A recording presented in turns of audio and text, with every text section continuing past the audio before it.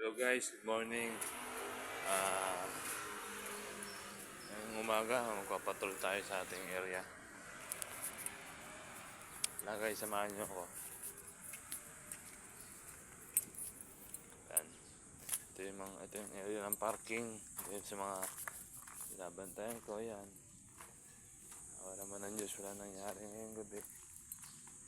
Yan guys, yun yung mga binabantayan ko. Lagi natin i-double check bago yung turnover. Kasi baka mamaya may nangyari na pala dito sa loob ng parkingan, then hindi tayo nakapag-patrol or roving.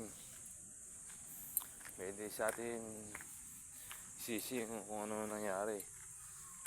Saka lagi natin lagpog kung nagpatrol ba tayo ng umaga, dahil hindi natin masasabi kung nangyari ba o wala. Kasi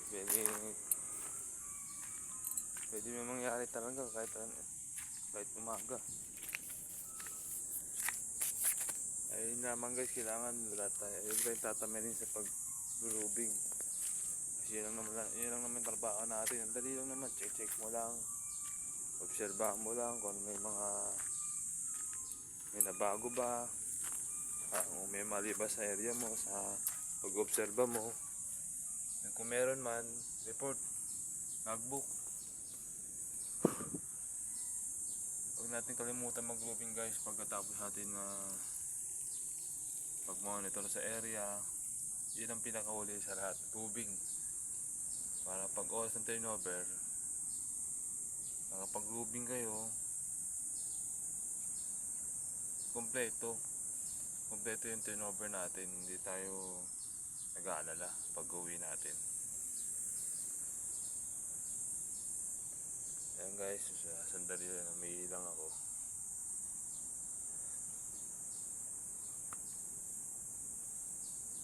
Ayan, mag-area tayo ngayon guys. Punta na tayo sa area natin.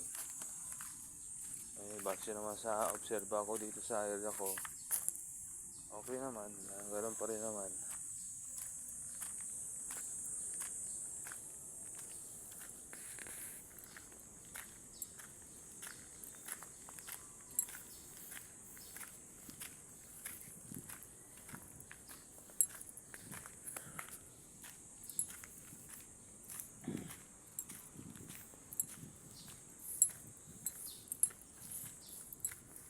Pagkatapos natin mag-roving, ilag natin mga na-obserba natin, oras.